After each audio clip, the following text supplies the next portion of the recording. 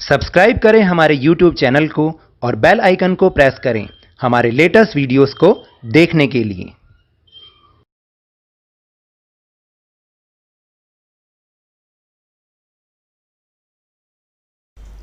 Hello and welcome to Lavneesh sir की class.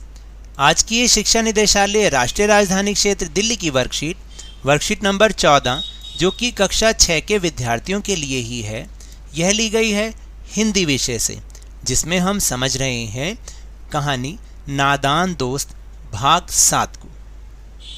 तो देखिए, अगर आपको याद हो तो पिछले भाग में हमने ये समझा था और पढ़ा था कि किस तरह से केशव ने अंडों को हाथ लगाया था और किस तरह से उनकी सुरक्षा की थी,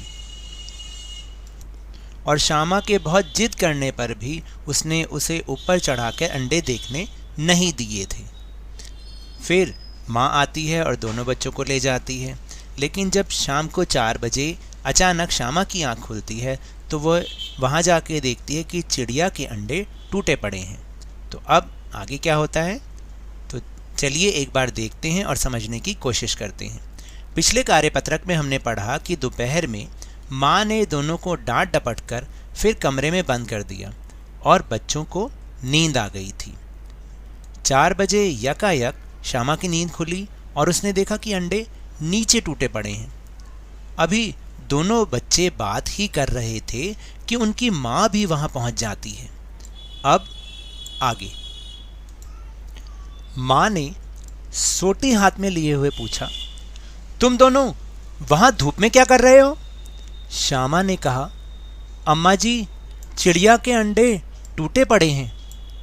माँ ने आकर टूटे हुए अंडों को देखा और गुस्से से बोली, तुम लोगों ने अंडों को छुआ होगा।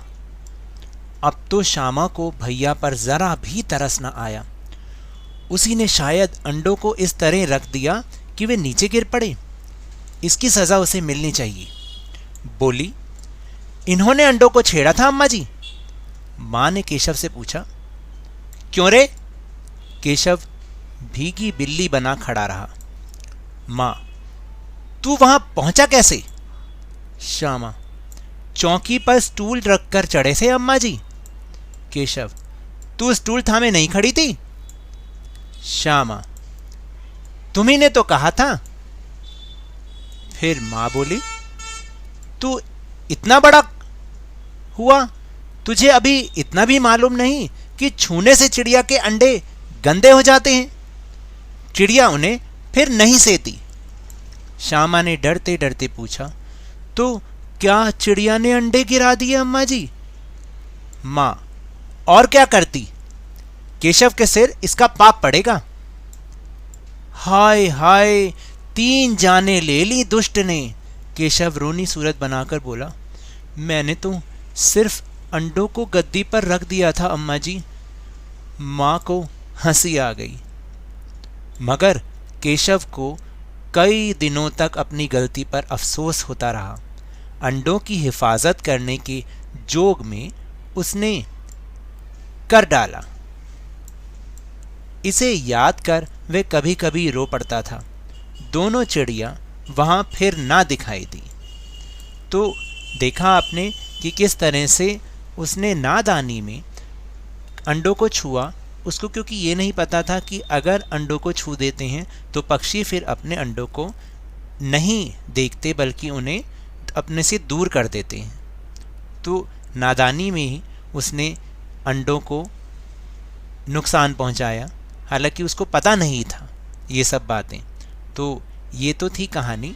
अब इस गद्यांश के आधार पर हम निम्नलिखित प्रश्नों के उत्तर देने का प्रयास करेंगे। तो पहला प्रश्न है कि केशव और श्यामा ने चिड़िया के अंडों की रक्षा की या नादानी? सोच कर लिखिए।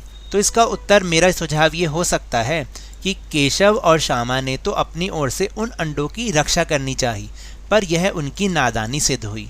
चिड़िया अपने अंडों की रक्षा स्वयं कर सकती थी। बच्चों ने अंडों की रक्षा करने के प्रयास में उन्हें छूकर गंदा कर दिया। उन्हें नहीं मालूम था कि यदि वे अंडों को छू लेंगे तो चिड़िया उन्हें छोड़ ही देगी।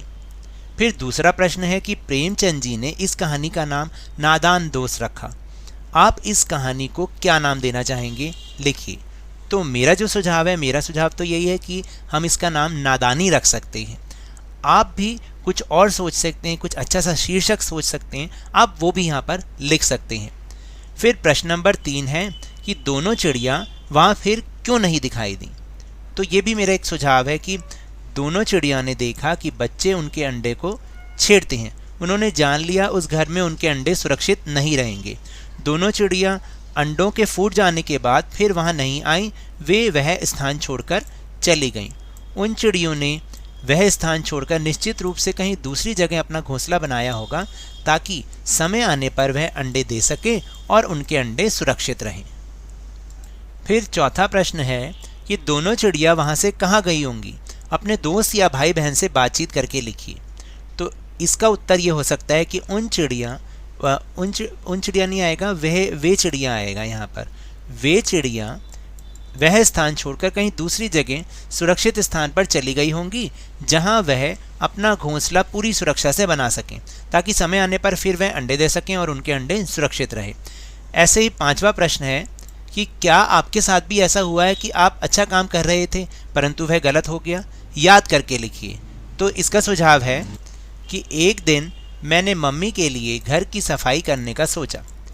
मैंने उनकी ज़रूरी चीज़ें इतनी महफूज रख दी कि समय पर मिली ही नहीं और मुझे भी याद नहीं रहा कि किस अलमारी में रखी। तो मैंने अपनी तरफ से अच्छा करना चाहा पर वह गलत हो गया। तो देखा आपने, इस तरीके से हम इन प्रश्नों का उत्तर अच्छे से समझ सकते हैं। आप चाहें तो इसमें अपने सुझाव भी शामिल कर सकते हैं। तो ये तो थी आज की वर्कशीट। अगर मेरे इस तरह समझाने से आपको थोड़ा सा भी समझ में आया हो तो इस चैनल को ज़्यादा से ज़्यादा सब्सक्राइब कीजिए, लाइक कीजिए और बहुत ज़्यादा शेयर भी कीजिए। और हाँ, मेरे साथ इसी तरह वर्कशीट को समझते रहिए, लेकिन ध्यान और मन लगाकर पूरी मेहनत के साथ पढ़ते रहिए। और अगर आपको कोविड-19 से बचना है तो मास्क जरूर पहनें, क्योंकि जब तक दवाई नहीं तब तक कोई ढिलाई नहीं। धन्यवाद।